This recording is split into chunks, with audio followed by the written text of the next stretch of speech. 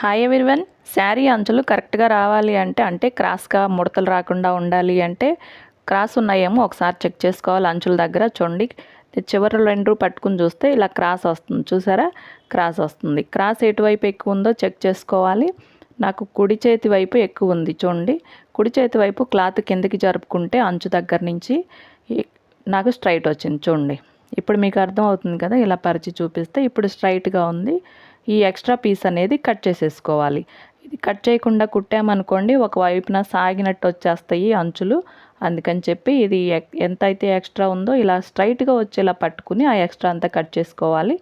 చూడండి ఇప్పుడు స్ట్రైట్గా వస్తుంది, లాగి చూసినా కూడాను ఇలా స్ట్రైట్గా వస్తే మనకి కరెక్ట్గా ఉన్నట్టు. చూడండి కట్ చేసిన పీస్ ఇలా వచ్చింది. ఒకవైపు తక్కువ ఉంది, ఒకవైపు ఎక్కువ ఉంది కదా. ఇలా రెండు వైపులా కట్ చేసేసుకోవాలి. ఎక్స్ట్రా ఉంటే పళ్ళు వైపు డిజైన్ బట్టి కట్ చేసుకోవాలి. ఒక్కొక్కసారి పళ్ళు వైపు కూడా క్రాస్ వస్తుంది, చెక్ చేసుకొని క్రాస్ ఉన్నది కట్ చేసుకోవాలి. అంచులు ఇలా ఫోల్డ్ చేసి కుట్టేలోపే ఒక్కొక్కసారి ఫోల్డింగ్ అనేది ఊడిపోతూ ఉంటుంది. అందుకని చెప్పి ఫోల్డింగ్ ఊడకుండా ఇలా గట్టిగా ఫోల్డ్ చేసి పట్టుకొని సూదితో సేమ్ కలర్ దారంతో ఇలా 2 కుట్లు వేసి చివరకు దారంతో ముడి వేసేసుకుని అప్పుడు కుట్టుకుంటే నీట్గా వస్తుంది. ఫోల్డింగ్ అనేది ఊడిపోదు. చూడండి, ఈ వెనక బాబిన్ దారం అలాగే సూదిలో దారం రెండు కూడా ఇలా వేలికి టైట్గా పట్టేసుకోవాలి, లేదంటే కిందకి బాబిన్లోకి లాగేసుకుంటుంది.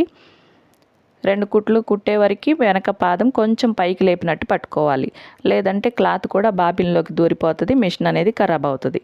ఈ తర్వాత 2 కుట్లు కుట్టిన తర్వాత వెనక దారము వదిలేసుకోవాలి. చూడండి, మనం ఎంత స్పీడ్ అయితే కుడుతున్నామో అంత స్పీడ్గా వెనక్కి జరుపుకుంటూ ఉండాలి క్లాత్ని, అప్పుడే కరెక్ట్గా వస్తుంది. ఈ కుడి చేత్తో కొంచెం ఫోల్డ్ చేసినట్టుగా పట్టుకుంటే పాదంలోకి వెళ్ళేసరికి అలా ఫోల్డ్ అయిపోతూ ఉంటుంది. ఫోల్డ్ అయిపోయి దాని అంతటా అదే కుట్టు పడిపోతూ ఉంటుంది. చూడండి ఎంత చక్కగా నీట్గా వచ్చేసింది కదా కుట్టు అనేది. కింద వరకు కూడా సేమ్ ఇదే విధంగా కుట్టుకోవాలి. క్లాత్ని లాగకూడదు. ముందు వైపు క్లాత్ అయినా కానీ వెనక వైపు అయినా కానీ లాగకుండా కుట్టుకోవాలి.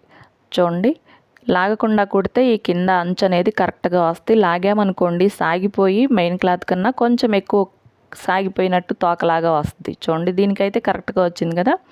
వెనక వైపు కూడా ఎక్కువ లాగకూడదు. మనం కుట్టు ఎంత స్పీడ్ అయితే వెళ్తుందో అంత స్పీడే తోసుకుంటూ ఉండాలి. చూడండి, ఇలా కుడితే కరెక్ట్గా వస్తుంది. వీడియో నచ్చితే లైక్ చేయండి, షేర్ చేయండి, ఛానల్ని సబ్స్క్రైబ్ చేసుకోండి. Thank you for watching.